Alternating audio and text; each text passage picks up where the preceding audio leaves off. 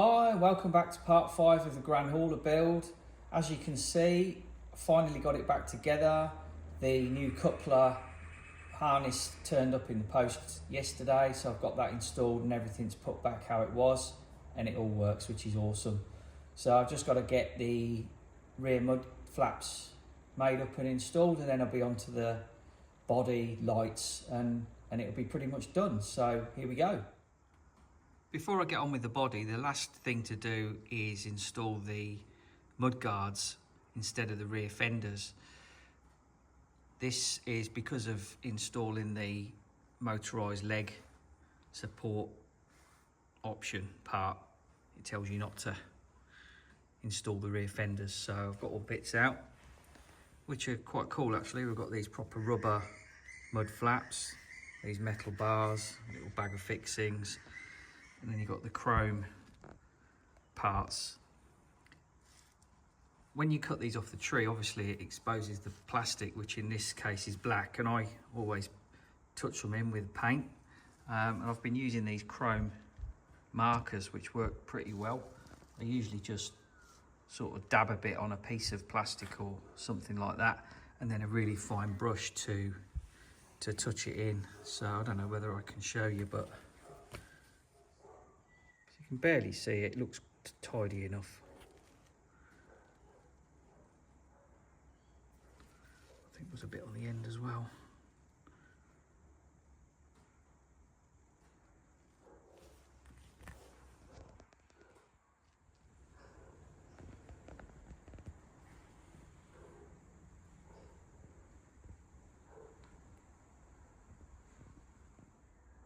There are the mud flaps installed, which completes the chassis. Now ready to move on to the body. I did have to take the servo out to get to the nut that holds those on.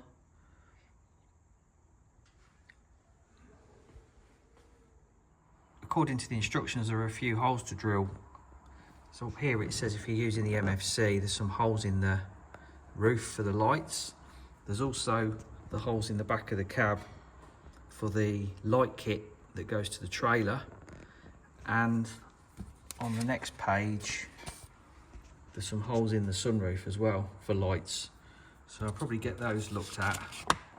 But what I will mention is, because this is a pre-painted kit and I didn't realise, most of these holes are already drilled, which is great. So the ones in the roof are done, and here's the sunroof. I've just dug that out. There's 3 holes in that, but the hole in the back they haven't done, because I guess maybe a lot of people don't fit those, so I've got to drill that big hole out just there. So I'll probably start with a small drill, go bigger and bigger, and then file the last bit. So that's going to be my first job. And here's the light kit, so I've just dug that out.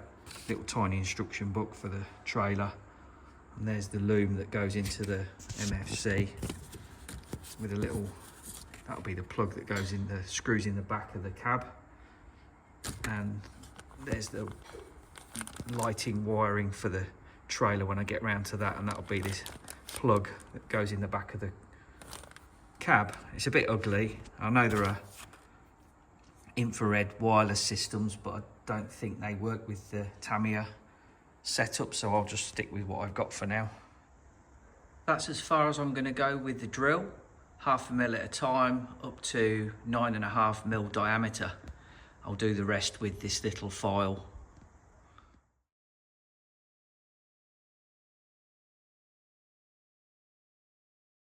And I'm glad that's done. I really didn't want to be drilling into a pre-painted body and making a mess of it. Just working on step 50, which is the side mirrors and the handles. You've got to glue some of these parts together and thread lock the little nuts on. I've also painted the bits again on the chrome where you have to cut it off. So just showing you here on the mirror, so sort of on the end there and on the side. So they're dry. The 2 mirror parts have been bonded together using some epoxy, so I can now put that together. I've also thread locked these little nuts on. The parts ready. So there's lots of bits and pieces to make. So I'm kind of going to do all that first before I actually put the body together, rather than follow it in order. So the next thing would be fitting those with the windows to the body, right? But I'm going to move on to making the exhausts and just all the bits and pieces, so I can put it all together in one go. Right or wrong, that's how I've decided to do it.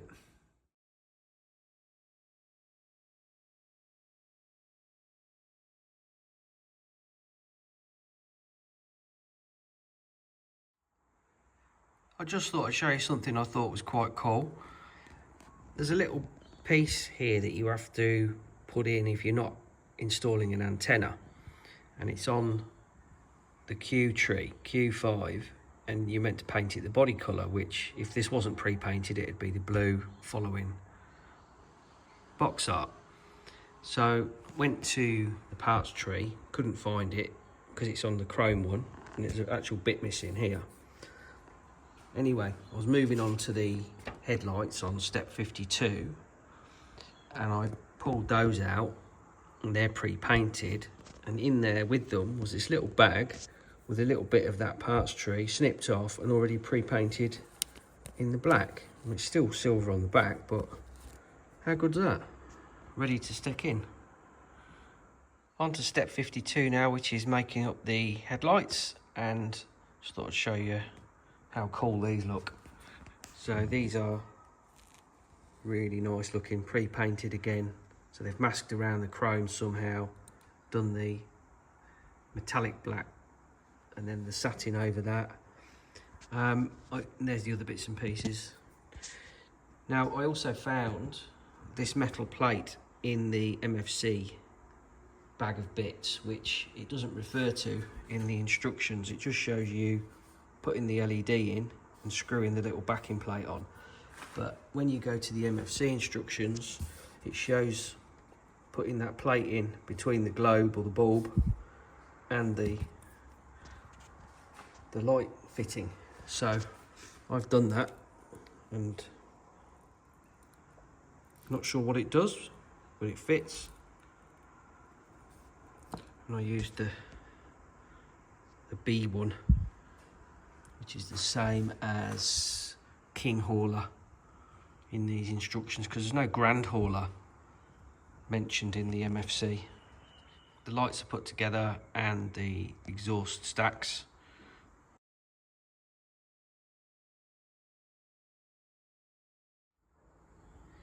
Step 53 is putting the air cleaners together, and the pipes where it goes into the engine, you're supposed to paint them black. So that means removing the chrome where you want the black to adhere. So I've masked it off, ready to try and sand that off, spray it, see how it goes. So there's the first part sanded and ready for some paint, and I used 800 grade wet and dry and the 2mm flexible masking tape for curves, which came in handy on that edge there, because as you pull it round it kind of tightens and pulls in on that edge. It's also really thick, so the sandpaper, although I was very careful, it didn't go through. I've also used one of the kebab sticks again to wrap it round and make a curve to get into sort of that curve there. And I am only doing this because I've got a spare parts tree with these on, otherwise I don't think I would risk it.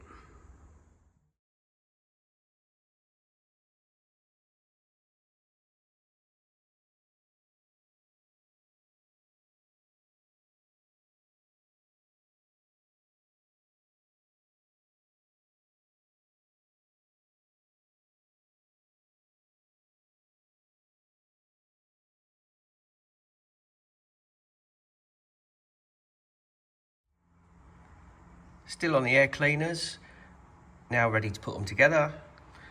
So I've got all the bits ready.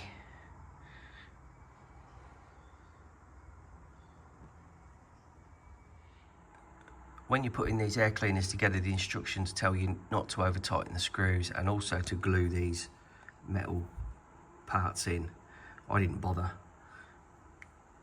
Here they are, looking awesome, and As you can see there, that metal bit is clamped between the two plastic parts. So when you tighten those two screws up, it holds it nice and tight. I really can't see why you would glue it. I've just masked off the front windscreen frame so I can paint it matte black.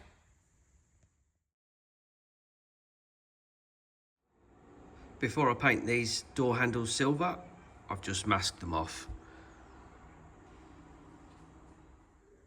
It might be hard to see, but I've painted the windscreen frame with semi-gloss black. Does look a little bit different to the metallic, and the door handles are now silver. That's one of the exhaust tips masked up so I can paint the inside with black.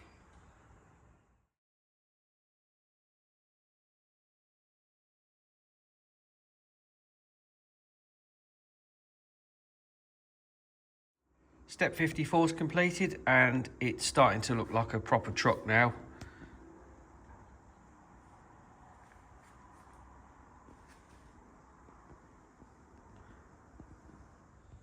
So onto the lights now, and I've got to say these are the most fiddly steps I've ever done, I think. Gluing the little light lenses into the lights and gluing the lights together. They're just so small. I'll show you what I mean in a sec. There's lots of components as well. For example, like the headlight, you've got the chrome part, you've got to cut a little sticker, put that in, then stick a clear lens to that. Then you've got to get another lens and stick that behind that. So here's my little production line from yesterday. And I'm not sure if you can see it, but there's a clear lens in there behind. There's a clear lens on top of that sticker. If I flip it over, you'll see what I mean. And those little orange lenses needed gluing in, and these lights are made up of two parts. There's the front end of the light there and that bit, and the lens inside. And I've been using this micro crystal clear glue, which is a lifesaver. It has took 24 hours to go off.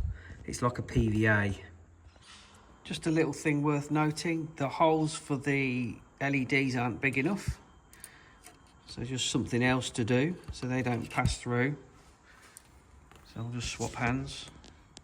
So I've just filed that hole a little bit bigger, a bit at a time, just to make sure that that goes through. I won't poke it through, but it does fit. So yeah, you've got to be careful though, because if you make it too big, it'd be visible when the light's installed. So it's just got to be big enough to let the LED pass through. So the indicator lights are in. Happy with those. I spoke too soon with the micro crystal glue. The roof lights, even after 24 hours of drying, as soon as I tried to wire them in, and this is again after making the holes slightly larger, when you poke the lights through and sort of bend them into the light, the pressure of the flex in the cable made them sort of stretch and come undone at the joint. So I've re-glued them together with some Tamiya CA glue, which has worked really well. So now I'll get onto the roof lights, but in the meantime I got on with tidying the wiring up inside. As you can see, I went a bit mad with the old spiral wrap again, and I found some little self-adhesive little clips there to sort of hide the wires. So when it's all on, you won't really see that anyway. So like even looking in there, that's pretty neat. It's either that or maybe tape it with something, but they kind of hold in under their own weight. I'm happy with that. So I'll just keep moving. There's the LED clicked into the roof light just before you screw it in. Right, I'm ready to get this sunroof put together with the lights in. Feeling a bit better. You might have noticed sounding a bit bunged up. I was suffering with near terminal man flu last week. Anyway, so these lights don't fit like all the other ones, as you can see. So I'm gonna have to file the front edge here to get that to go through. These have been glued together with CA glue like the other ones, and I used the microcrystal glue to put the lenses in. So yeah, let's get on with this.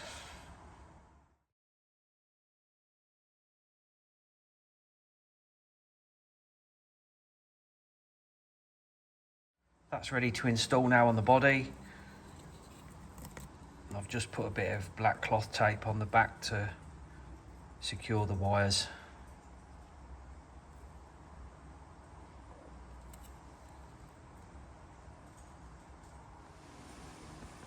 Rather than gluing that sunroof in, I used some of the black cloth tape, which also sort of hides the wires.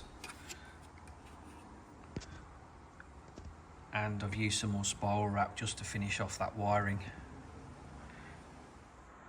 I've screwed the visor on, and I found that tip on Bob at Hobby Concepts channel, because there's no way you'd get that to glue on as the instructions say. So it's a 2mm hole to drill through there, and it looks pretty good. There's a little nut on the other side as well. Next job is the air horns for the roof, and instead of these plastic standard ones, I've got a nice metal hop up to screw on.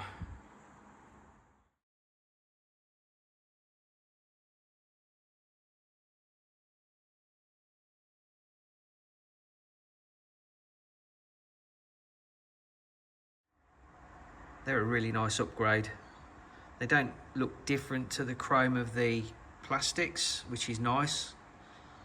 They just look more detailed. I'm just about to install the windows, so I'm back at step 51. The reason I left these to the end was because I had a feeling that the little nut and bolt that I was going to install for the visor would be in the way, and it is ever so slightly by maybe 0.5 millimeter. So I just need to file the edge of that windscreen plastic to slot that in. Then I can put the side windows in, and then the mirrors. So I just had to take about 0.5 mil off that little bit there just to square it up. Hardly anything, both sides, and that slips in now. All the windows and the mirrors are now installed, and I think it was a good idea to get that visor and the nut and bolt in first, because you would never get that in afterwards. I'm not going to pretend to be clever. That was a complete fluke. I mean, I did decide to do the windows and the mirrors after because they're so delicate, but I'll just try and zoom in and you'll see what I mean. Like, there's no way you'd get that little bolt and nut on with the windows in. So if you are going to do it, I'll do it like that. The side window didn't need any trimming. It just fitted perfectly in that spot. I'll just show you from the outside. I haven't smoked the windows. The instructions do say to paint them with smoke if you've got the MFC, because you can see the speaker and all the bits and pieces when the body goes on, but I'm not too worried, and I may in the future want to modify this and put the speaker under here, like relocate it like I've seen again on Bob at Hobby Concepts, and then you can reinstall the man, like the driver and the dashboard. So that completes the wiring. Got the cab upside down and the cables just reach.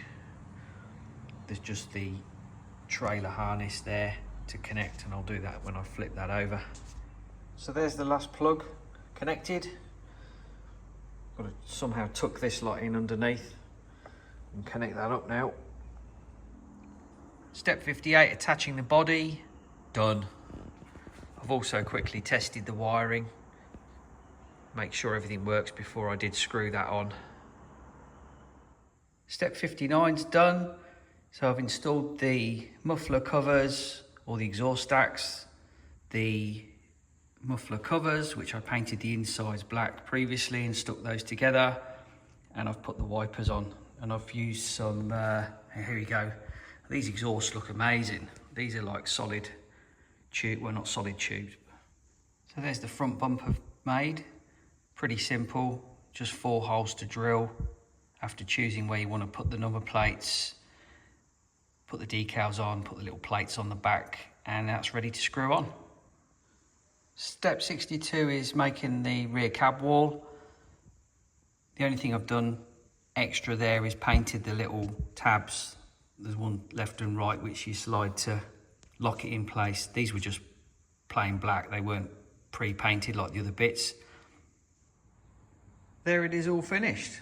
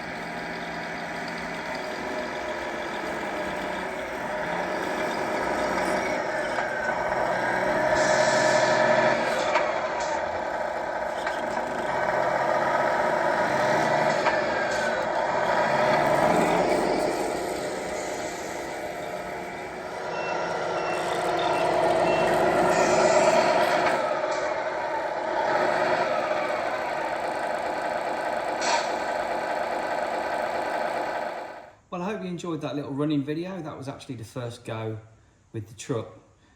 So thanks again for watching. Please leave me a like and a subscribe. Leave a comment. Really do appreciate the feedback and the support. But before I end the video, I thought I'd show the special sort of features with the truck for those of you that have stuck to the end. I'll have to go through the instructions and do it a bit at a time, so you'll have to bear with me. There are loads of little movements that you have to do to make it do certain things, so I'll go through them one at a time and you'll kind of see what I mean. All right, so let's turn this beast on.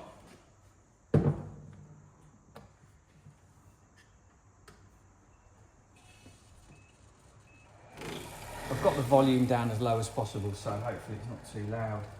So basic controls, as you can probably see, you've got the 3 speeds, forward and reverse. So you go over and then you go up into first, second, third, and then down, reverse, foot 1, 2, 3, and then you've got left and right, which does the indicators as well, and then down does a short horn, and then up does a long horn. You've also then got the trims, but you also have to use the trims to turn certain things on and off. So, for example, sorry I've got my back to you. Let's look at the first one, the light switch. So you can turn the lights on and off, right? So by doing that, you push that trim down, one click puts the roof lights on, another click brings the headlights on. There's a third one that does fog lamps, but this model doesn't have fog lamps, so that'll do nothing. And then you go again, and they're off. So that's on. Now there is another option whereby you press one of the buttons in the controls underneath, and it changes the way that the lights on the roof work. So that one does the blinkers on and off, the hazards. That one, okay, it's the middle button. There's 3 buttons underneath. So what will happen is in first gear you get 1 light on, second gear you get 2, and third gear you get 3. So I'll try and demonstrate that. I'll obviously have to hold it off the ground. So there's first, with 1 light on. Second gear. Third gear. Okay, next one. You can turn the hazards on and off from the remote, and on this, to do that you push the trim forward. So do that, and the hazards are on, hazards are off. You can switch between the horn and the 5th wheel, and also the support legs. So hit the right hand one and do that. Now that's turned that from horn to now the 5th wheel. So I'll just go over here again. So pulling down on the stick, it pushes that little button out. So if I hold that in as if there was a trailer on, that goes out. And what that does is it actually hits a button on the motorised leg support and makes the legs go up and down. And then you've got the other way, which releases the coupler. So that's that feature. So then again you'd do that again, and then that will make the horn work. The next one allows you to rev the engine while the truck's stationary. You just go the opposite way, do a left tap, and hopefully it's not going to fly off the desk. Yeah.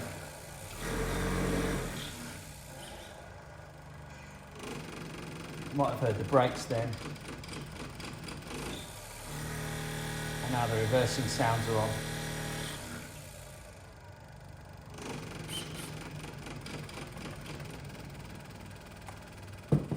Engine stop starting, and that's a combination of